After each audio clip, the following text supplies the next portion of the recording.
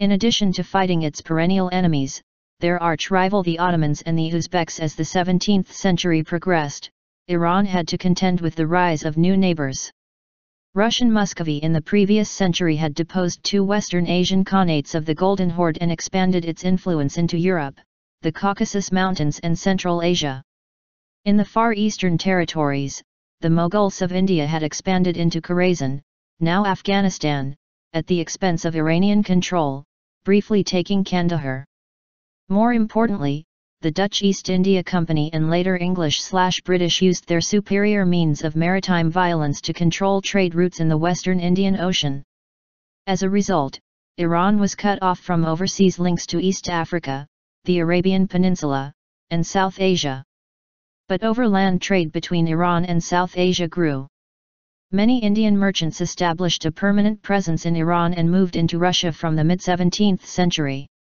Iran was also able to further develop its overland trade with North and Central Europe during the second half of the 17th century.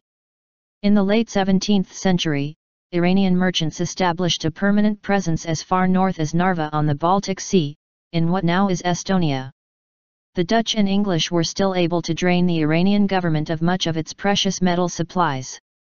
Except for Shah Abbas II, the Safavid rulers after Abbas I were therefore rendered ineffectual, and the Iranian government declined and finally collapsed when a serious military threat emerged on its eastern border in the early 18th century.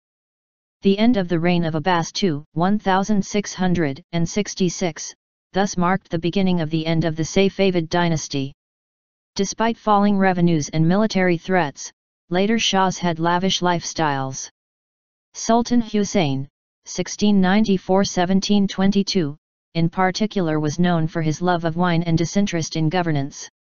The country was repeatedly raided on its frontiers, Kerman by Baloch tribes in 1698, Khorasan by the Hotakis in 1717, constantly in Mesopotamia by Peninsula Arabs.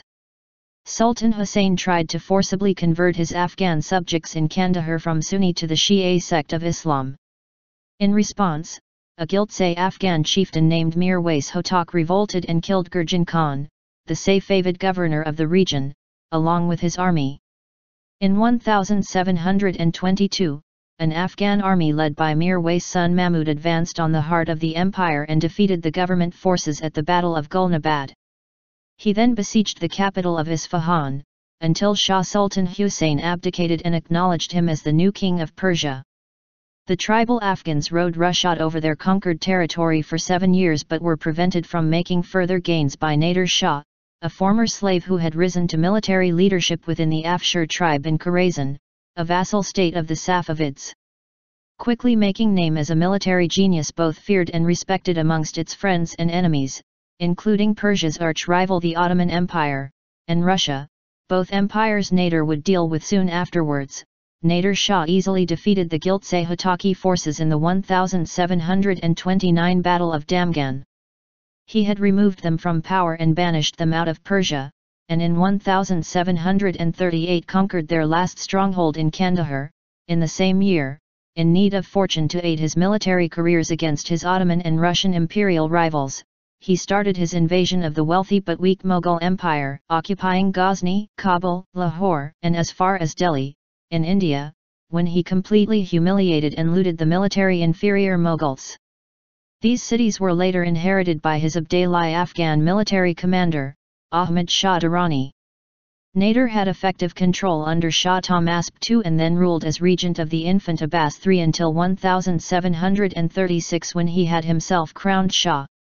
Immediately after Nader Shah's assassination in 1747, the Safavids were reappointed as Shahs of Iran in order to lend legitimacy to the nascent Zand dynasty. However, the brief puppet regime of Ismail III ended in 1760 when Karim Khan felt strong enough to take nominal power of the country as well and officially end the Safavid dynasty.